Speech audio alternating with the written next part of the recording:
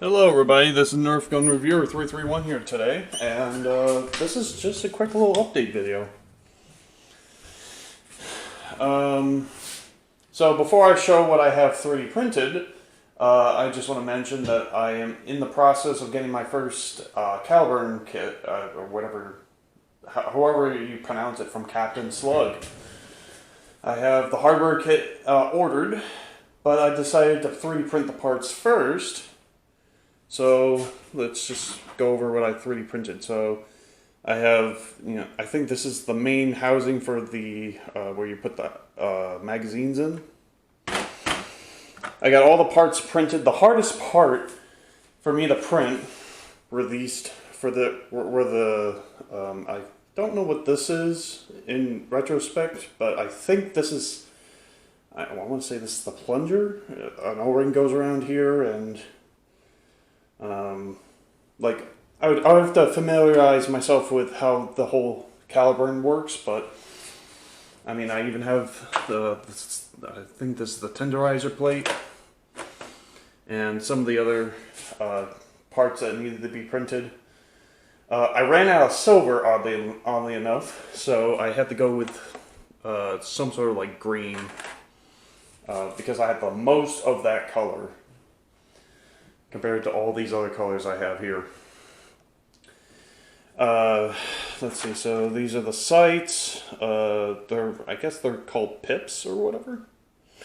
But these look like iron sights to me, so they work pretty well with Nerf blasters, but I'm still trying to get my head around how you're supposed to tighten them, and I think it's with these holes located here.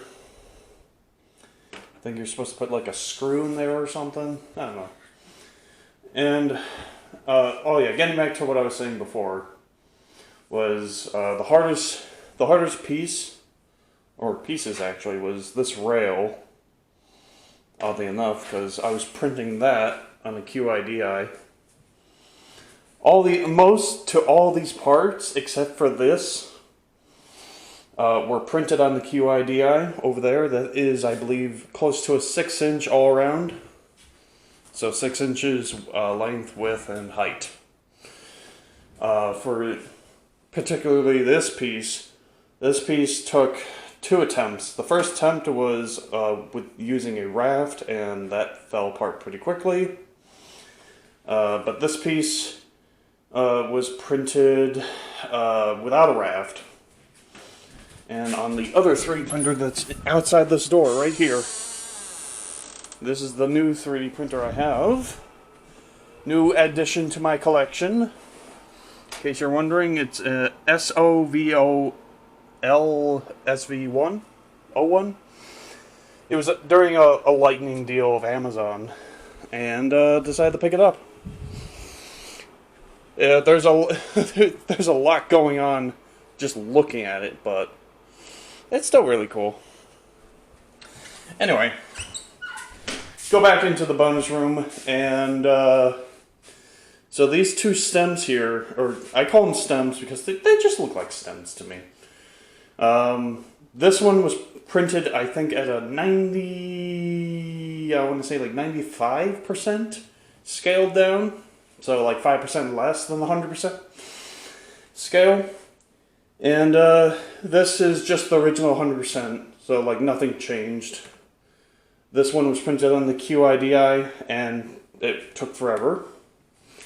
It may not look like much, but if you get a little bit down low, it's this is a lot shorter, and probably, if I could try and do this one-handed, you can probably notice a big difference. That the green one has a slightly smaller hole, and then the purple one has a significantly bigger hole.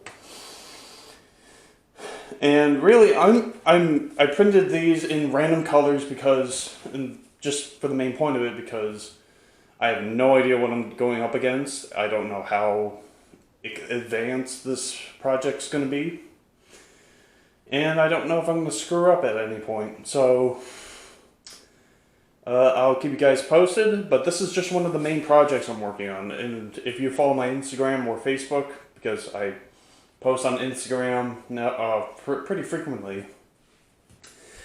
And the Instagram's hooked up to my Nerf Gun Reviewer Facebook page. So if you follow Facebook or Instagram, you'll probably end up seeing this, seeing the progress that I've made.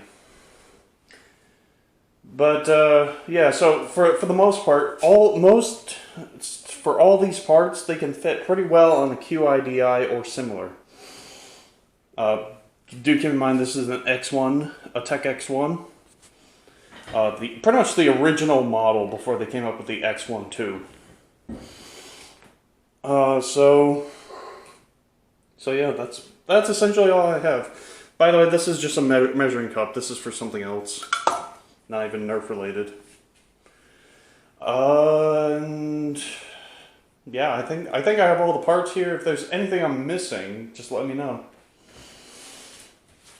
But yeah, so pretty much what I did was for all the parts here, the STLs are available on Thingiverse from CaptainSlug himself.